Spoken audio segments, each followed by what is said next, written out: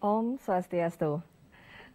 Selamat petang saudara, Anda kembali menyaksikan Wacana Publik. Kali ini bersama saya Galuh Praba. Tentunya seperti biasa kita akan membahas sebuah tema yang menarik untuk kita diskusikan bersama sore hari ini.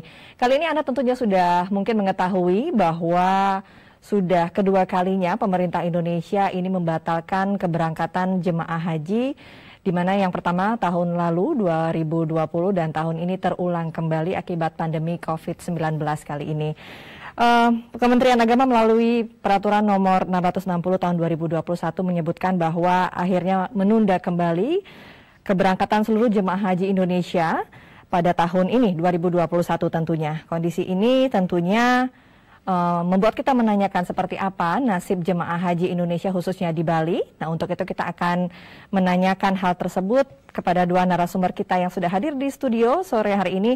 Sudah hadir di samping saya Dr. Haji Abu Siri MPDI selaku Kabid PHU Kanwil Kemenak Provinsi Bali. Selamat sore Pak Abu Siri, apa kabar? Selamat sore, alhamdulillah sehat. Mas Tenggara sehat ya Pak, mudah-mudahan selalu sehat kita semua sampai akhir program ini. Kemudian selanjutnya di sampingnya sudah ada juga Bapak Haji Muhammad Nasihuddin SHIMA. Selamat petang Pak, apa kabar? Alhamdulillah baik, berkat doa Mbak Galuh juga sehat. Terima kasih sudah hadir di studio Bapak-Bapak sekalian. Pak Nasihuddin selaku Kasih Pendaftaran dan Dokumen Haji Reguler ya Pak ya. Baik, sekali lagi kita akan membahas saudara, tema kita sore hari ini yakni terkait pembatalan keberangkatan jemaah haji pada penyelenggaraan ibadah tahun 1442 Hijriah atau tahun 2021 Masehi. Saudara, kita akan langsung bertanya langsung, saya ingin bertanya langsung kepada Pak Abu Siri terkait dengan alasan dibalik pembatalan dari keberangkatan jemaah haji kita ya Pak ya di tahun ini. Selain COVID mungkin apakah ada alasan-alasan lain, silahkan disampaikan Pak. Terima kasih Mbak Galuh, para pemirsa semuanya. Yang pertama terima kasih Mbak Galuh, kita diberikan kesempatan untuk bisa menjelaskan kepada masyarakat terkait dengan pembatalan pelaksanaan ibadah haji tahun 2021. Terkait dengan pembatalan pelaksanaan ibadah haji tahun 2021 ini, yang pertama adalah karena memang pandemi COVID sampai sekarang itu memang masih terus, dan kalau kita lihat dari angkanya memang terus naik dan berkembang, dan itu tidak hanya di Indonesia, akan tapi di negara-negara lain ya, termasuk di India, Iran, Turki, termasuk Arab Saudi sendiri itu masih berjuang untuk penanganan COVID-19. Itu yang pertama. Kemudian yang kedua, aspek keselamatan jiwa para jemaah haji Indonesia ini memang harus dipikirkan. Karena apa? Ini memang yang datang ke sana dari jamaah haji Indonesia jumlahnya juga tidak sedikit. Terus kemudian negara-negara lain juga mengirimkan jamaahnya, jadi sekian banyak jamaah kemudian berkumpul. Yang dikhawatirkan nanti akan menjadi varian baru dari pandemi COVID itu sendiri. Kemudian yang ketiga, itu karena memang sampai sekarang itu Arab Saudi belum mengeluarkan kuota terkait dengan berapa sih jamaah haji tiap negara itu yang harus mengirimkan, yang diperbolehkan. Sampai sekarang belum. Jadi kalau seandainya ada info yang beredar di luar, dimohon kepada masyarakat untuk bijak menyikapi. Jadi perlu saya sampaikan kembali bahwa sampai detik ini Arab Saudi belum mengeluarkan kuota untuk tiap negara untuk pelaksanaan ibadah haji tahun 2021. Baik, mungkin ini lebih tepatnya untuk keamanan bersama begitu Pak ya, karena jumlah dari jemaah yang datang dari Indonesia saja sudah cukup banyak, ditambah lagi dengan jemaah lainnya, tentu jika berkumpul nanti ditakutkan ada penyebaran virus baru lagi, begitu ya Pak ya? Tentu sekarang berkembang varian-varian virus baru ya, jadi saya kira ini penting untuk kita antisipasi. Baik, ini menarik. Sampai masyarakat juga mungkin ingin mengetahui bagaimana sebetulnya dari pemerintah Arab Saudi sendiri hingga saat ini belum ada pembukaan kuota begitu Pak ya, belum ada penerimaan dari negara Arab Saudi sendiri. Mungkin dari Pak Nasyuddin bisa menyampaikan Pak, alasan-alasan dari pemerintah Arab Saudi sendiri kira-kira sampai saat ini selain COVID ini mungkin adakah alasan lainnya? Silakan. Terima kasih. Memang kalau kita melihat sejarah pandemi COVID di Arab Saudi memang cukup menarik ya. Ketika awal bulan Februari 2020 itu Arab Saudi kemudian melakukan lockdown untuk jamaah umroh kan begitu, di mana tidak ada jamaah-jamaah yang datang dari luar negeri. Kemudian ada perkembangan positif sehingga ketika bulan Desember 2020 itu Arab Saudi pernah menyatakan bahwa mereka sudah menang melawan COVID. Baik, kenapa sudah menang? Ya? Kenapa? Karena memang tingkat penyebarannya sampai 0 itu. Tetapi kemudian berlahan-lahan kemudian menaik, apalagi setelah bulan Maret itu. Saya ingat betul di awal-awal Januari itu COVID di sana di bawah 100. Tetapi mulai bulan Maret naik 300, 400, bahkan di akhir Mei, awal Juni itu rata-rata hariannya sampai 1.200. Naik lagi ya? Per harinya. Sehingga apa, kalau saya catat hari ini itu ada 1.286 kasus baru. Di mana total yang terkonfirmasi itu ada 462.528 orang. Di mana yang kasus aktif itu sebanyak 10.217 orang per hari ini. Baik. Nah, karena melihat banyaknya kasus-kasus positif di Arab Saudi, maka saya pikir wajar kalau seandainya pemerintah Arab Saudi masih membenahi secara internal terlebih dahulu. Karena apa? Mereka tentu ini kaitannya dengan citra negara. Kalau seandainya kasus ini kemudian menjadi klaster baru di negara ini, tentu apalah kata dunia tentang Arab Saudi. Itu alasan yang pertama, Arab Saudi belum mengumumkan terkait dengan kuota. Kemudian alasan yang kedua adalah terkait dengan kelangkaan vaksin. Informasi dari Kedutaan Besar Arab Saudi di Indonesia bahwa sesungguhnya semua negara sekarang berlomba-lomba untuk mencari vaksin. Baik. Nah, karena efek dari semua negara berlomba-lomba mencari vaksin, padahal mereka mempunyai target bahwa seluruh warga Arab Saudi itu semua tervaksinasi. Nah, sekarang ini terjadi kelangkaan. Informasi yang kami dapatkan bahwa di sana itu terkait dengan vaksinasi di Arab Saudi itu akhirnya agak sempat tersendat beberapa pekan terakhir ini. Sehingga apa? Lagi-lagi pemerintah Arab Saudi masih khawatir bagaimana agar kasus ini bisa ditekan di intern Arab Saudi, sehingga baru kemudian ketika itu sudah selesai, baru kemudian bisa mengundang pemerintah negara asing, pengirim jamaah haji agar menandatangani nota kesepahaman terkait dengan persiapan penyelenggaraan ibadah haji. Dan yang terakhir, memang alasan Arab Saudi sampai detik ini memang belum menetapkan kuota itu, ya jelas karena melihat dari kedua hal tersebut, maka kemudian pemerintah Arab Saudi ingin memastikan bahwa apa yang dikeluarkan kebijakan Arab Saudi itu sudah terjamin ketika misalkan menerima jamaah haji dari luar Arab Saudi. Sehingga apa? Semua jamaah yang masuk ke Arab Saudi semuanya dipastikan aman melaksanakan ibadah haji ketika tahun 2021 ini. Baik, berarti ingin memastikan keamanannya maksimal begitu ya Pak ya? Iya, betul. Karena memang Arab Saudi memang terkenal cukup ketat terkait dengan penerapan protokol kesehatan. Baik, baik. Tapi yang perlu kita ketahui juga bagaimana kemudian nasib dari jemaah kita yang sudah 2 kali dibatalkan loh Pak ya. 2020, kemudian pindah lagi ke 2021. Akhirnya belum juga ada kepastian apakah mungkin tahun depan akan berangkat atau tidak begitu Pak ya. Bisa dijelaskan Pak? Oke, memang kita sih berharap bahwa ini kali terakhir pembatalan penundaan keberangkatan jamaah haji. Kita berharap tahun 2022 itu ada titik cerah, pelaksanaan ibadah haji bisa berjalan normal, dan jamaah haji Indonesia bisa diberangkatkan. Memang ada beberapa efek daripada pembatalan ini. Yang pertama terkait dengan dokumen itu sendiri. Baik. Memang ada beberapa dokumen yang terkait dengan pemvisaan, diantaranya adalah dokumen kesehatan. Ini yang tampaknya menjadi PR bagi jamaah haji. Contoh dokumen kesehatan itu misalkan dokumen vaksin meningitis. Rata-rata jamaah yang sekarang ini seharusnya berangkat, yang kemudian ditunda, sudah divaksinasi tahun 2020. Baik. Rata-rata vaksinasi meningitis itu memiliki masa kadaluarsa 2 tahun. Berarti kalau 2020 masa kadaluarsanya 2022. Padahal 2022 jamaah insya Allah akan diberangkatkan. Artinya apa? Mau tidak mau jamaah harus bersiap-siap untuk kembali vaksinasi meningitis. Itu yang pertama. Begitu juga dengan vaksin COVID. Bagaimana jamaah kita tekankan agar bagaimana sebelum 2022 walaupun belum ada keputusan dari pemerintah Arab Saudi tentang penyelenggaraannya, kita persiapkan terkait dengan vaksinasi. Karena memang kita merasakan betul, sadar betul bahwa efek daripada COVID ini saya pikir cukup panjang.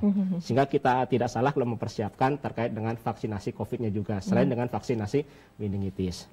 Dan yang terakhir, efek daripada pembatalan itu sendiri adalah terkait dengan status jamaah. Di mana pemerintah dalam KMA 660 tahun 2021 sudah menetapkan bahwa seluruh jamaah yang melakukan pelunasan tahun 2020, 2021 tidak ada pelunasan, hanya 2020, itu secara otomatis akan menjadi prioritas berangkat pada tahun 2022. Baik. Nah itu ya bersiap-siap saja, tinggal mempersiapkan diri saja kan. Tinggal menunggu waktu artinya iya, ya. Betul. Baik, nah ini sebenarnya masih banyak yang ingin saya tanyakan Pak, tapi sayangnya kita harus jeda sejenak. Kita sambung lagi nanti Pak Nasyuddin dan juga Pak Abu Siri. Jangan kemana-mana pemirsa, tetap bersama kami di Wacana Publik. TVRI Bali, media pemersatu bangsa.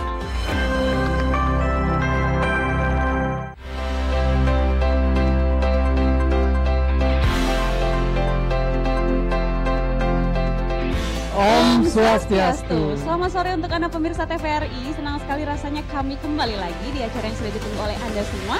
Apalagi kalau bukan Bintang Pop Bali Cilik 2021. Denak nepuken, anak jarek-jarek, anak jarek-jarek, ladong daun, ngelas yang putih, subah mata lereko. Untuk melestarikan seni budaya Bali, khususnya di bidang seni suara. Kita harus terus berlatih dan kreatif untuk mengemas lagunya. Saksikan Bintang Pop Bali Cilik hanya di TVRI Bali, media pemersatu bangsa. Hindari kehamilan tak direncanakan, ayo ber-KB. Lakukan KB mandiri atau ke klinik dengan protokol kesehatan. Itu perencanaan itu keren, tetap aman, tetap sehat. Khawatir ber-KB? Tunda kehamilan dan raih cita-cita dengan Andalan FA. Andalan laktasi untuk ibu menyusui. Ber-KB itu mudah. Andalan pilihan perempuan Indonesia.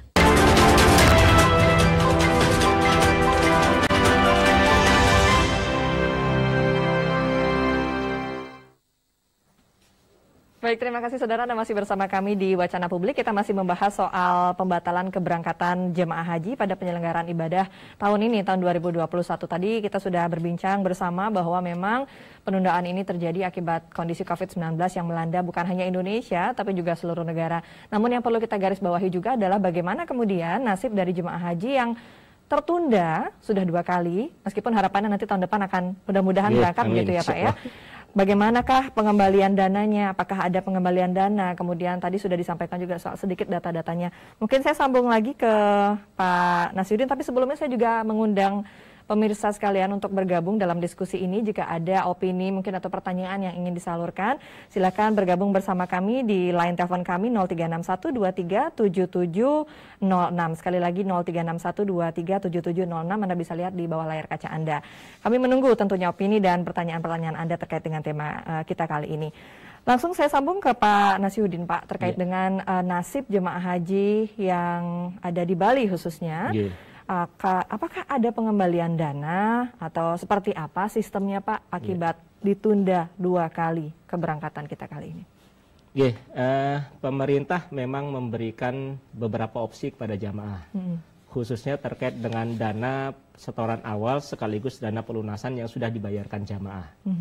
Opsi yang pertama bahwa jamaah dipersilahkan kalau memang ingin tetap menitipkan dana tersebut pada Badan Pengelola Keuangan Haji BPKH. Kalau seandainya jamaah bahasa kasarnya tidak menarik setoran lunas maupun setoran awalnya, maka ada beberapa keuntungan bagi jamaah tersebut. Yang pertama, dia tetap menjadi prioritas berangkat tahun 2022. Yang kedua, insya Allah dana yang dititipkan pada BPKH itu akan berkembang. Contoh saja misalkan begini. Tahun 2020 jamaah melakukan pelunasan. Yang tidak menarik setoran lunasnya, sekarang itu sudah ada dana yang berkembang, di mana setiap jamaah yang melakukan setoran lunas dan tidak menarik setoran lunasnya itu sudah mendapatkan tambahan nilai manfaat, atau bahasa kasaran kita bunga lah. Bunga itu sebesar berapa? Setiap jamaah 1,7 juta per jamaah. Per tahun? Per tahun. Baik. 2021 ini, 2020 dari 2020 nanti 2021 nanti ada nilai manfaat lagi. Baik. Kalau seandainya dana itu tidak ditarik. Baik. Tetapi juga pemerintah memberikan opsi yang kedua, bahwa kalau seandainya jamaah ada yang memang membutuhkan dana tersebut, diberikan kesempatan untuk menarik. Bisa menarik setoran lunasnya saja, atau bisa menarik kedua-duanya, setoran lunas dan setoran awalnya. Cuman risikonya apa? Kalau menarik setoran lunas dan setoran awalnya, maka nomor porsinya dianggap hilang ataupun batal. Dan harus daftar lagi begitu? Dan harus daftar lagi. Dan kalau seandainya daftar, antrian di Bali itu sudah mencapai berapa? 27 tahun. Jadi harus menunggu 27 tahun. 27 tahun. Saya pikir ya eman-eman lah begitu. Bagaimana caranya jamaah agar menarik setoran lunasnya? Silahkan menghubungi kantor Kementerian Agama Kabupaten Kota se-Bali.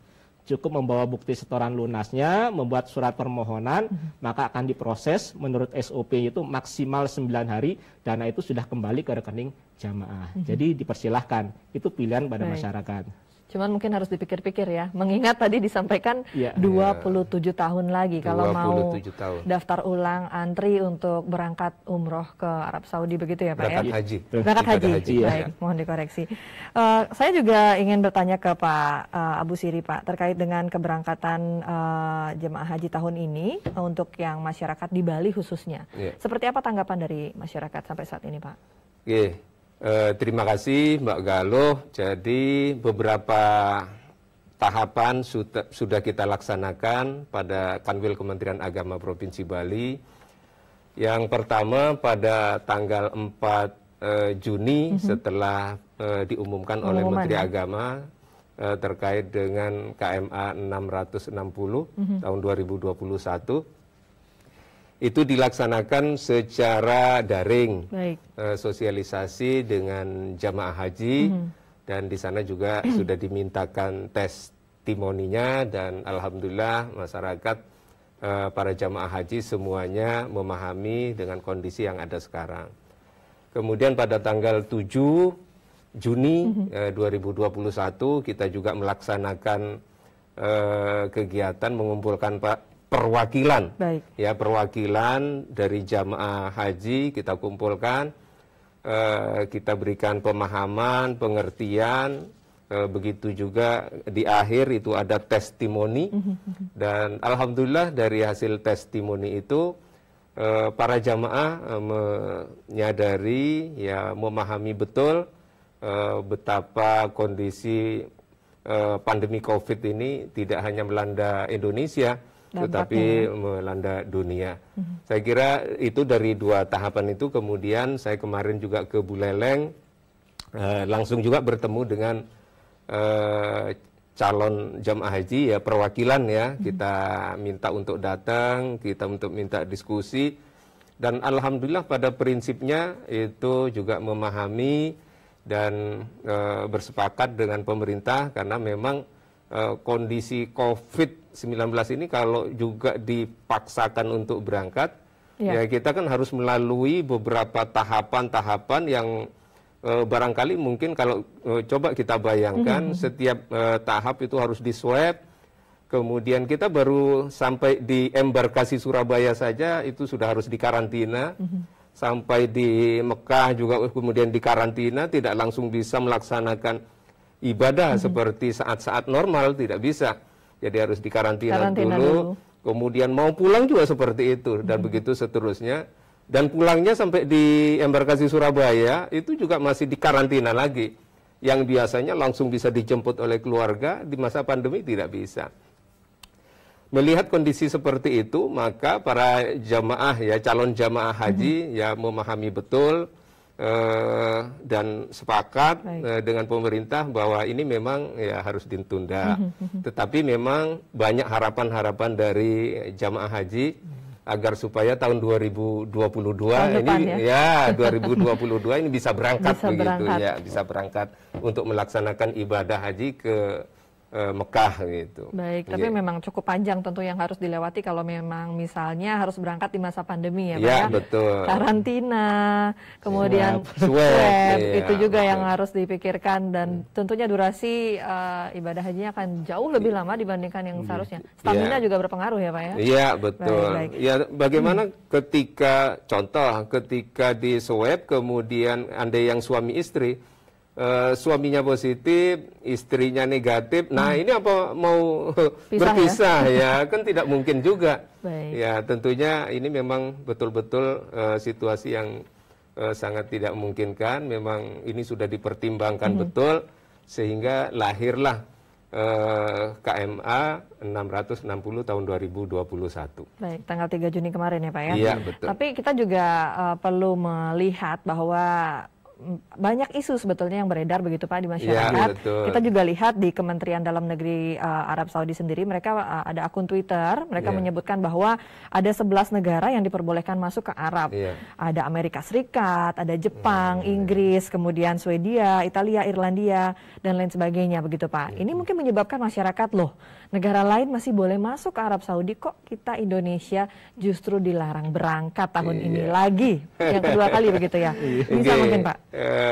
Saya kira begini ya, saya kira jamaah haji dan masyarakat Indonesia sekarang ini sudah cukup cerdas dan kita lihat di medsos, kemudian di pemberitaan-pemberitaan itu saya kira sudah cukup jelas bahwa yang 10 negara boleh masuk itu bukan tidak terkait dengan pelaksanaan ibadah haji, tidak. Saya di awal sudah menyampaikan bahwa terkait dengan pelaksanaan ibadah haji, sampai detik ini Saudi Arabia belum memberikan kuota haji terhadap negara manapun, termasuk Indonesia. Sehingga dengan demikian maka dimohon kepada seluruh masyarakat untuk tidak terpengaruh dengan isu-isu yang berkembang di luar, yang dikaitkan dengan, ya pokoknya bermacam-macam lah, tidak perlu saya sebutkan di sini, malah nanti tambah digoreng-goreng begitu ya.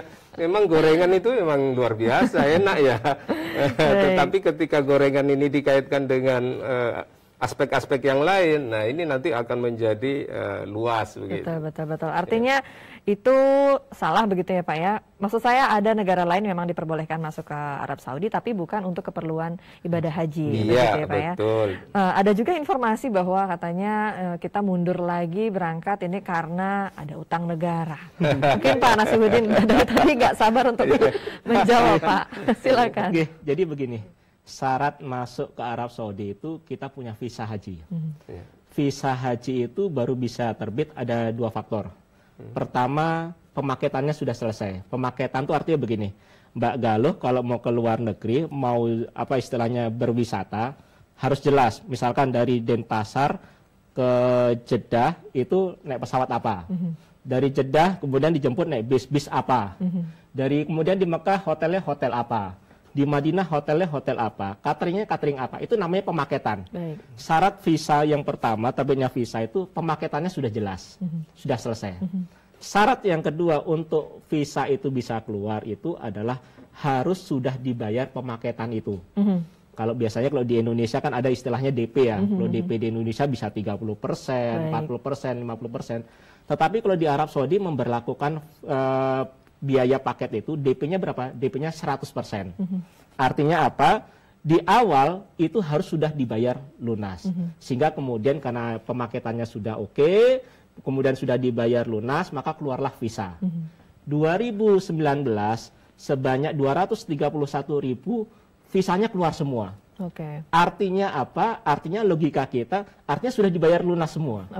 Sehingga apa? Kalau sudah dibayar lunas semua, maka pertanyaan apakah mungkin pemerintah Indonesia punya hutang? Apalagi misalkan kita cek di laporan keuangan BPKH memang tidak ada hutang di sana, catatan hutang itu seperti itu. Sehingga apa? Kita meluruskan informasi yang beredar di masyarakat, pemerintah Indonesia sama sekali tidak punya hutang dengan pemerintah Arab Saudi. Baik, kalau dana haji infrastruktur gimana Pak?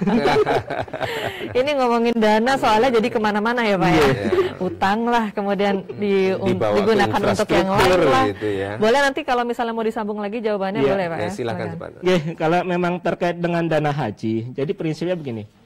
Pertama yang perlu kami luruskan bahwa dana haji itu tidak dikelola oleh Kementerian Agama, tetapi dikelola oleh sebuah lembaga yang dibentuk namanya Badan Pengelola Keuangan Haji. Sehingga apa? Dana haji seharusnya informasi terkait dana haji BPKH yang menjelaskan. Itu yang pertama. Tapi ya enggak masalah lah, kita yang menjelaskan dapat membantu menjelaskan kan gitu. Kemudian yang kedua, bagi BPKH untuk menginvestasikan dana itu ada beberapa asas di dalam Undang-Undang 34 tahun 2014 tentang pengelolaan keuangan dana haji itu. Antara asas-asas itu pertama asas prinsip syariah. Yang kedua asasnya adalah asas kenyamanan, sekuritas. Kemudian yang ketiga asasnya adalah asas manfaat yang dirasakan oleh jamaah. Bukan oleh siapa-siapa, hanya untuk jamaah. Yang keempat yaitu asasnya asas nirlaba. Nirlaba itu artinya apa? Bagi BPKH secara organisasi tidak boleh untung, tapi bagi jamaah bolehlah gitu kan. Baik. Nah, dari asas-asas tersebut, yang pertama, informasi dari BPKH bahwa sesungguhnya sebagian besar dana haji itu diinvestasikan pada siapa? Pada bank syariah. Dalam bentuk apa? Deposito, kemudian dalam bentuk emas dan dalam bentuk sukuk yang kita kenal dengan surat berharga syariah negara SBSS. Sampai detik ini baru 3 hal inilah yang diinvestasikan. Jadi bahasa kasarannya apa? Tidak ada investasi langsung yang dilakukan oleh BPKH terhadap pembangunan infrastruktur yang ada di Indonesia. Jadi dananya pure untuk jemaah begitu ya Pak? Iya, karena memang asasnya, prinsipnya harus bermanfaat bagi jamaah. Baik, tapi sayang sekali Pak, kita harus jeda sebentar. Saya potong dulu. Kita akan sambung lagi nanti soal penjelasan dana haji yang memang sebetulnya untuk jemaah ya Pak ya, bukan untuk infrastruktur atau yang lainnya. Kita akan segera kembali setelah jeda berikut. Jangan lupa Anda masih bisa bergabung nanti di segmen berikutnya di 0361237706. Tetap bersama kami di Wacana Publik.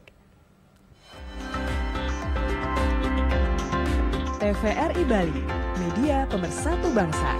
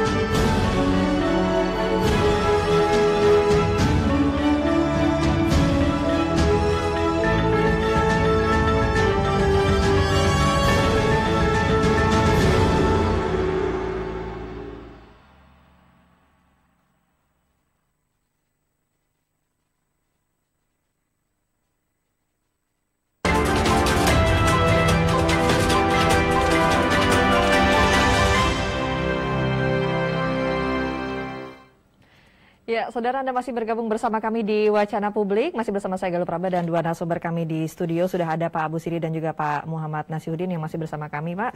Kita mau sambung lagi, tapi sebelumnya saya ingatkan juga kepada masyarakat sekalian untuk yang ingin bertanya ataupun beropini di segmen kita berdialog sore hari ini, silakan kami tunggu di 0361237706 jika masih ada mungkin penjelasan dari kedua narasumber kita tadi yang masih kurang jelas ataupun ada juga isu-isu lain yang Anda tangkap begitu yang Anda dapatkan namun masih belum mendapatkan jawaban yang jelas, jangan dipendam sendiri atau malah disebarkan ya.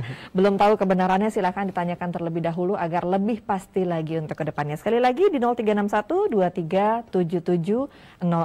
Saya ingin sambung lagi Pak ke Pak Nasihuddin tadi soal dana haji yang katanya digunakan untuk infrastruktur dan lain sebagainya. Bapak sampaikan tadi bahwa dana tersebut dipastikan untuk kepentingan jamaah, begitu ya Pak ya. Bisa ditegaskan sekali lagi Pak? Terima kasih. Jadi dari dana informasi BPKH itu sampai kuartal pertama itu dana investasi dana jamaah itu sekitar 150 triliun. 150 triliun itu 70%-nya diinvestasikan pada yang namanya SBSN, deposito, dan emas. Kenapa kok SBSN? Karena dengan SBSN itu yang memiliki nilai resiko sangat kecil. Jadi artinya sampai gagal investasi itu kecil sekali kemungkinannya. SBSN itu bisa dijelaskan Pak?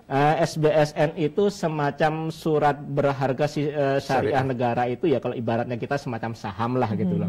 Saham itu ya dalam bentuk sistem syariah karena surat berharga itu. Dan itu memiliki resiko sangat kecil. Begitu juga deposito, itu resikonya sangat kecil. Emas pun juga resikonya sangat kecil. Bahkan ada kecenderungan kalau harga emas itu kan cenderung naik ya? Semakin naik kan gitu, sehingga investasinya menguntungkan gitu kan. Nah, 70% daripada dana jamaah haji itu diinvestasikan dalam bentuk hal tersebut. Dan sisanya 30% itu dalam bentuk dana tunai untuk likuiditas pembayaran penyelenggaraan ibadah haji. Jadi kalau sekarang ini dikatakan ada isu-isu bahwa BPKH gagal membayarkan atau duitnya tidak benar. Informasinya itu bahwa 50 triliun itu sudah disiapkan likuiditas untuk pembayaran penyelenggaraan ibadah haji. Karena sekarang nggak ada ya disimpan lagi kan begitu. Karena apa? Memang undang-undang memang menjelaskan aturannya bahwa BPKH wajib menyiapkan dana likuiditas itu 2 kali penyelenggaraan ibadah haji. Rata-rata penyelenggaraan ibadah haji itu sekitar 14 sampai 15 triliun. Dan itu sudah harus disiapkan berarti. Sudah disiapkan. Cuman memang kadang-kadang masyarakat itu kalau tidak, mohon maaf, diletakkan di atas meja itu kurang marem ya gitu. Kurang mantep ya gitu. Mana duitnya gitu. Tapi dipastikan bahwa dana itu ada. Cuman memang cara membuktikannya entah bagaimana yang diharapkan oleh masyarakat. Mungkin investigasi bolehlah, karena apa? BPK sendiri setiap tahun pasti diaudit. 2019 sudah audited, dari mana statusnya adalah WTP, wajar tanpa pengecualian. Artinya clear, tidak ada masalah. 2020 ini sedang proses audit. Nanti kita lihat kalau memang sudah WTP kembali, artinya apa? Sesungguhnya dana haji sudah jelas ininya terkait dengan pengelolaannya. Baik, artinya masyarakat juga mungkin perlu mengawasi bersama begitu ya Pak ya, agar lebih clear lagi, agar lebih yakin lagi ke depannya. Baik, saya juga ingin kembali lagi ke Pak Abu Siri terkait dengan kita sudah membatalkan tanggal 3 Juni kemarin Pak, pemerintah Indonesia resmi membatalkan gitu ya melalui peraturan pemerintah, dan sehingga keberangkatan tahun ini harus dibatalkan kembali dan mungkin akan dilanjutkan di tahun ke depan. Nah, kemudian apa langkah-langkah yang dilakukan oleh kementerian sendiri pasca dibatalkannya pemberangkatan jemaah haji tahun ini? Adakah langkah-langkah mungkin yang dipersiapkan selanjutnya setelah ini apa saja Pak? Terima kasih Mbak Alus. Jadi langkah-langkah yang dilaksanakan oleh Kementerian Agama sekarang ini, jadi yang pertama adalah kita tetap memberikan sosialisasi kepada para jamaah haji terkait dengan KMA 660 tahun 2021. Jadi itu yang pertama. Kemudian yang kedua, kita ini di bidang penyelenggaraan haji dan umrah itu tetap ya, karena ini pelaksanaannya nyambung, walaupun yang sekarang ini tahun 2021 gagal ya, batal berangkat, tertunda. Jadi ini nyambung, kita terus melakukan kegiatan-kegiatan persiapan pelaksanaan ibadah haji tahun 2022. Sehingga harapan saya terhadap semua para jamaah haji untuk bersabar, tidak usah tergesa-gesa untuk kemudian berlomba menarik setoran pelunasannya ataupun setoran awalnya, karena kalau setoran awal itu yang ditarik malah jadi fatal. Jadi fatal karena antriannya yang sekian tahun itu akan hilang sia-sia begitu saja. Oleh karena itu maka saya berharap agar supaya semua jamaah ini bersabar ya, bersabar. Kemudian yang kedua adalah bertawakal kepada Allah Subhanahu wa taala. Mudah-mudahan ya tentu semuanya ini ada hikmah dan ada ada sesuatu yang tersembunyi di balik ini semuanya. Pasti itu adalah rahasia Allah, rahasia Tuhan Yang Maha Esa. Hingga mudah-mudahan di tahun 2022 mudah-mudahan jamaah haji Indonesia bisa berangkat untuk melaksanakan ibadah ke Tanah Suci. Baik, itu ya Pak ya. Persiapan tetap akan dilakukan oleh Kementerian Agama tentunya untuk mempersiapkan keberangkatan di tahun berikutnya. Meskipun tahun ini harus mundur lagi akibat COVID-19. Saya ingin kembali ke Pak Nasihuddin Pak untuk tanya soal sebetulnya kalau persiapan jemaah haji yang tahun ini sendiri begitu sudah lengkap semua, sudah kalau apa masih ada masalah Pak sampai saat ini atau ada masalah-masalah yang biasanya ditimbulkan oleh calon jemaah haji bisa disampaikan juga Pak? Persiapan yang paling kelihatan itu kita yang pertama adalah terkait dengan persiapan dokumen. Baik. Digitalisasi dokumen itu sudah kita lakukan sepenuhnya sudah semua. Memang kita yang terkendala satu jamaah tahun ini itu adalah terkait dengan vaksinasi COVID. Karena memang Arab Saudi mempersyaratkan vaksinasi COVID kan. Kita dari total jamaah haji yang sudah melunasi 673, baru 92, sekian persen itu yang tervaksinasi. Baru 92? 92% tervaksinasi, sisanya belum. Kenapa masih belum? Karena memang kita akui di daerah-daerah itu menggunakan skemanya skema nasional. Misalkan skema nasional yang pertama itu adalah pelayanan publik. Kemudian yang kedua adalah tenaga kesehatan. Yang ketiga lansia. Yang jadi problem yang tidak masuk ketiga ini, mohon maaf, ada beberapa daerah yang belum dilayani vaksinasi. Sehingga apa? Jamaah masih menunggu jadwal vaksinasi. Itu yang pertama. Yang kedua, terkait dengan manasik haji, tadi sudah disampaikan oleh kabid kami, bahwa sesungguhnya terkait dengan pembinaan, kita sudah melakukan pembinaan secara rutin. Bahkan setiap Jumat siang itu dari pukul 13.45 sampai 15.30 kita menyelenggarakan yang namanya manasik online bagi seluruh jamaah haji di Bali ini. Rata-rata yang ikut bisa di atas 100 setiap kali kita penyelenggaraan. Setiap kali pertemuan ya. Nah, itu kita sudah ini. Dan yang ketiga bahwa terkait dengan persiapan, memang yang persiapan yang paling berat itu adalah persiapan mental jamaah. Karena apa? Memang kita sudah memberikan pemahaman sejak awal. Kalau seandainya penyelenggaraan ibadah haji kondisi pandemi seperti ini, maka ini loh yang harus dilalui oleh jamaah. Dan pemerintah Indonesia dalam hal ini Kementerian Agama juga sudah menyiapkan beberapa hal itu. Di antaranya menyiapkan panduan-panduan penyelenggaraan ibadah di tengah masa pandemi. COVID, baik. Dan itulah baru kita ketahuan, tadi disampaikan oleh kabid kami, ternyata banyak jamaah, wah kayaknya kok berat sekali ya kan gitu, nggak nyaman rasanya gitu. Sehingga ya banyak beberapa jamaah yang konfirmasi ke kami menanyakan, Pak kalau seandainya saya penundaan bagaimana, kayaknya kok nggak nyaman sekali kan seperti itu. Kemudian sekaligus kami himbauan kepada jamaah bagi yang sekarang ini tertunda keberangkatannya, salah satu yang perlu jamaah sama-sama kita cek ya, persiapan terkait dokumen, terutama dokumen keimigrasian paspor. Kalau jamaah bisa ngecek, kewajiban kami kan setelah ini kan mengembalikan paspor itu kepada jamaah melalui Kementerian Agama Kabupaten Kota. Silahkan dicek kadaluarsa paspor. Kalau kadaluarsanya itu tanggal 4 Januari 2022, misalkan kurang dari 4 Januari 2022, mohon minta tolong mulai saat ini mulai dipersiapkan untuk diperpanjang paspornya. Karena memang aturan internasional itu 6 bulan setelah keberangkatan itu minimal ke paspor itu masih aktif kan gitu. Karena memang kita cek itu ada sekitar 20 sekian paspor tuh kalau kita cek di sistem kami itu kayaknya sebelum 2022 sudah kadaluarsa. Sehingga apa? Mau tidak mau jamaah silahkan inisiatif untuk memperpanjang paspor itu. Mumpung masih lama pemberangkatannya seperti itu. Kita jeda dulu di paspor Pak. Kita jeda sekali lagi sebelum ke segmen 4. Jangan kemana-mana pemirsa, kami akan kembali setelah jeda berikut, tetap bersama kami di Wacana Publik.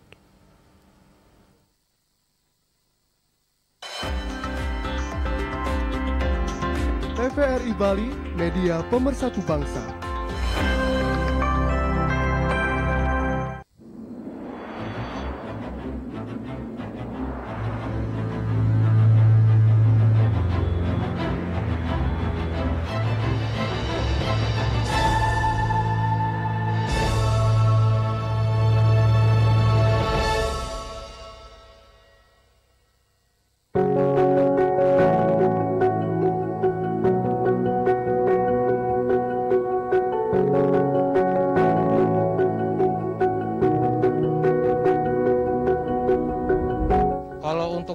wajib sih, menurut saya wajib divaksin. Karena kan yang pertama juga kalau nggak salah ya, kalau misalkan tidak mau divaksin ada denda juga deh kalau nggak salah 5 juta. Nah jadi kan vaksin ini memang penting banget karena kan memang ini udah jadi udah jadi force major lah ya. Udah jadi force major, jadinya ini udah satu musibah, jadi ya kita harus bahu-membahu juga sih untuk kita bangkitin Indonesia juga dengan mau divaksin. Karena kan emang di sini kan itu udah jadi isu yang sangat lama sekali, jadi kita harus berpartisipasi lah buat pemerintah untuk bantu ini semua sih biar cepat kelar. Ya mau aja divaksin, asal vaksin itu yang terbaik buat kita. Saya sih mau divaksin kalau memang itu perlu dan semua serentak itu kita wajib vaksin. Kalau saya sementara karena ini kan masih kelihatannya masih barang baru ya. Jadi paling tidak saya pingin lihat dari yang sebelumnya. Mudah-mudahan tanpa ada dampak atau efek yang lain. Karena saya berpikir mungkin ini salah satu jawaban untuk menghilangkan corona dengan vaksin. Mudah-mudahan itu diperuntukkan untuk yang usianya masih kuat lah. Mau untuk menjaga diri aja biar terhindar dari penyakit. Siap lah. Ya gimana pun juga kan kita harus mencegah Pak diri sendiri dari penyakit ya kan itu. Tapi ya vaksinnya mestinya kan harus lolos uji dulu ya. Kalau vaksinnya lolos uji semua udah oke ya pasti kita ikut semua lah gitu.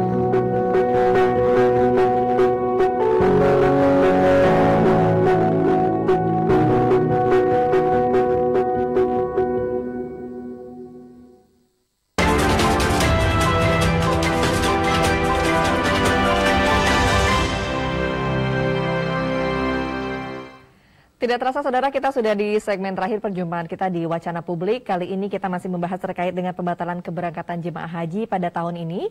Tentunya saudara tadi sudah banyak yang disampaikan oleh kedua narasumber kita di studio pada petang kali ini ya.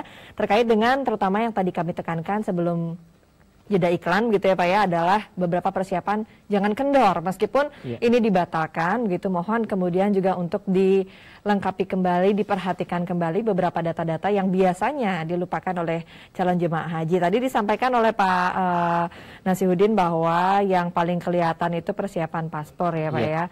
Dan sebelumnya juga ada persiapan vaksin dan lain sebagainya. Mungkin bisa ditekankan sekali lagi Pak? Terima kasih Mbak Galuh. Jadi intinya paspor kami mohon bantuan sama-sama mengecek. Kalau kami kan ngeceknya di sistem ya. Lihat paspor masa kadaluarsanya kalau di bawah 4 Januari 2023 segera diperpanjang. Karena apa? Nanti kita akan men-scan ulang. Karena di bawah 4 Januari 2023 maka sistem akan menolak secara sistem. Itu yang pertama. Yang kedua, silahkan bagi jamaah untuk menuntaskan vaksinasi COVID-nya. Mungkin kemarin baru tahap pertama, nanti silahkan tahap kedua bisa di fasilitas kesehatan terdekat. Karena patokannya kan biasanya dilihat dari vaksin pertama kan begitu. Fasilitas terdekat, silahkan ke puskesmas terdekat, insya Allah dilayani. Bagi jamaah yang belum vaksinasi, mohon bisa berkoordinasi dengan Kementerian Agama Kabupaten Kota. Karena memang sampai detik ini pemerintah belum membuka secara luas terkait dengan pelayanan vaksinasi bagi masyarakat umum. Tetapi insya Allah melalui jalur koordinasi Kementerian Agama dengan Dinas Kesehatan, kita upayakan agar jamaah yang belum vaksinasi bisa divaksinasi segera. Dan yang ketiga terkait dengan vaksinasi meningitis, karena sekali lagi syarat pemvisaan itu ada dokumen kesehatannya, vaksinasinya. Dokumen pelunasannya, kalau dokumen pelunasan kita nunggu keputusan presiden. Biasanya setiap tahun akan ada keputusan presiden berapa biaya penyelenggaraan ibadah haji. Nanti kita tunggu, kalau memang ada peningkatan maka konsekuensinya jamaah harus menambah kekurangannya kan gitu. Kemudian dokumen keimigrasian berupa paspor. Nah, yang menjadi perhatian kita adalah terkait dengan kesehatan. Nah, kesehatan ini meningitis sudah kami sampaikan ada kemungkinan akan dilakukan vaksinasi ulang karena memang masa kadaluarsa sudah 2 tahun kan gitu. Sehingga jamaah mohon kerjasamanya tidak usah menolak kalau misalnya mau divaksinasi karena memang kebutuhan kita kan itu, karena memang syaratnya Arab Saudi menerima jamaah dari luar harus sudah divaksinasi meningitis. Seperti itu Mbak Galuh. Baik Pak Abu Siri, mungkin bisa diketahui juga ada berapa per tanggal 3 Juni kemarin kan ditolak, dibatalkan begitu ya keberangkatannya. Apakah ada dari jemaah haji Bali yang kemudian menarik dananya atau batal berangkat? Bisa disampaikan, Pak? Ya, terima kasih Mbak Galuh. Jadi tadi sudah disampaikan oleh Pak Haji Nas bahwa mulai sejak diumumkan tanggal 3 Juni 2021 sampai sekarang untuk di Provinsi Bali belum ada yang menarik dana setoran ibadah hajinya. Alhamdulillah berarti luar biasa masyarakat atau jamaah haji di Provinsi Bali tidak termakan dengan isu-isu yang beredar di medsos, di masyarakat dan lain sebagainya. Baik. Saya juga berterima kasih yang sebesar-besarnya. Baik, tapi terkait juga dengan tadi disampaikan juga oleh Pak Nasyuddin bahwa Kementerian sebetulnya juga sudah menyiapkan sebuah plot begitu ya, sebuah rencana jika memang harus berangkat di masa pandemi COVID-19 ini, ada beberapa hal yang akan dilakukan di luar kebiasaan-kebiasaan sebelumnya, begitu ya Pak ya. Mungkin Pak Abu Siri dan juga Pak Nasyuddin nanti bisa menambahkan juga apa saja sih sebetulnya yang berubah dari yang sebelumnya pada masa normal, kemudian juga di masa COVID-19 nanti begitu. Selain karantina tadi ya, karantina sih udah pasti ya Pak ya. Baik, silakan Pak. Tadi juga ini sudah disampaikan sama Pak Haji Nas, juga di awal juga sudah disampaikan bahwa ada, kalau di masa normal kita melaksanakan ibadah haji itu sampai di asrama haji Surabaya itu tidak ada karantina.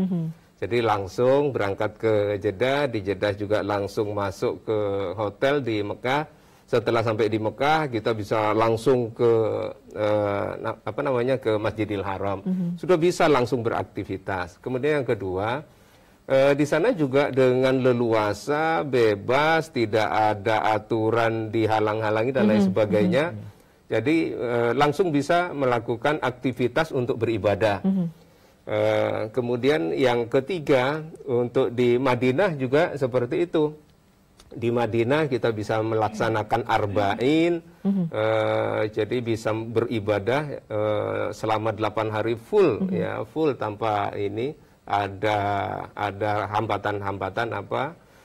Sedangkan ketika beribadah di masa pandemi COVID seperti sekarang ini, maka jamaah masuk di asrama haji Surabaya itu sudah di karantina 3 hari, yuk bayangkan. 3 hari karantina dulu ya. Iya, mestinya sudah ada di Saudi Arabia, ini masih ada di asrama haji.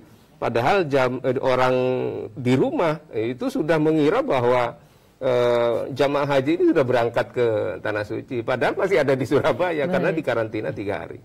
Begitu juga sampai di Saudi Arabia, di Jeddah juga begitu. Di karantina dulu 3 hari lagi. Ya. Begitu juga setelah dikarantina dites lagi. Ketika seandainya nanti positif, maka ya harus diisolasi, harus diisolasi dan tidak boleh melaksanakan ibadah ke Masjidil Haram seperti yang kita impikan begitu. Nah kemudian itu juga kalau kita negatif maka diberikan untuk beribadah. Tetapi beribadah di masa pandemi itu juga dikasih waktu, ada aturannya, tidak bisa leluasa seperti kita normal, pokoknya sekuat tenaga. Jadi ketika masa pandemi ini sekian menit ya harus keluar. Ini ada tandanya. Ketika sudah merah lampunya, ini harus keluar. Kalau enggak nanti ada petugas yang karena memang di Saudi Arabia itu memang ini ya dilaksanakan protokol kesehatan yang sangat ketat. Ya, sangat ketat di sana itu sehingga para jemaah haji itu harus mengikuti protokol kesehatan yang ada di sana. Baik. Artinya sekian tantangan begitu ya di COVID-19 yang harus dialami. Karena ini sudah 2 kali pembatalan Pak. Mungkin yang kedepannya diharapkan mungkin ya sudah 3 kali berangkat. Mungkin akan berangkat jika kondisi COVID juga, asalkan nanti Arab Saudi membuka begitu ya Pak ya. Sayang sekali ini kita sudah tersisa waktu sedikit lagi Pak. Mungkin ada sekali lagi harapannya atau pesan-pesan untuk jemaah, tentunya calon jemaah ya, karena sudah sangat bersabar. 2 tahun begitu ditunda, tentunya harapan kita semua tahun depan dibuka lagi ya. Mungkin saya ke Pak Nasyuddin dulu ya, baru nanti ke Pak Abu Siri lagi. Silakan Pak. Oke, kalau dari sisi kami urusan terkait dengan dokumen, gunakan kesempatan waktu selama setahun ini untuk memperbaiki kelengkapan jamaah, terutama dokumen kan gitu. Yang kedua, silahkan digunakan waktu kesempatan 1 tahun ini untuk semakin banyak menambah ilmu tentang manasik haji. Kita berharap kan orang bisa itu kan karena biasa. Betul. Ketika setiap hari nyicil baca, insya Allah setahun ke depan itu sudah ilmunya di luar kepala. Kita harapannya seperti itu kan. Betul. Sehingga apa? Jamaah bisa ibadahnya lebih mantap lagi. Jadi kalau dari sisi kami seperti itu. Baik, silakan Pak Abu Siri. Ya, barangkali mungkin sebagai di kalimat penghujung, yang pertama adalah saya mengucapkan terima kasih yang sebesar-besarnya kepada seluruh jamaah haji di Provinsi Bali yang telah memahami betul apa yang diputuskan oleh pemerintah dalam hal ini dengan terbitnya KMA 660 tahun 2021. Kemudian yang kedua, saya mengapresiasi terkait dengan kegigihan, ya kesabaran dari calon jamaah haji, karena memang sudah 2 kali berturut-turut ini bukan penantian luar biasa, kekecewaan juga iya, tetapi alhamdulillah masih bisa bertahan. Kemudian yang ketiga, mari kita bertawakal kepada Allah Subhanahu wa taala.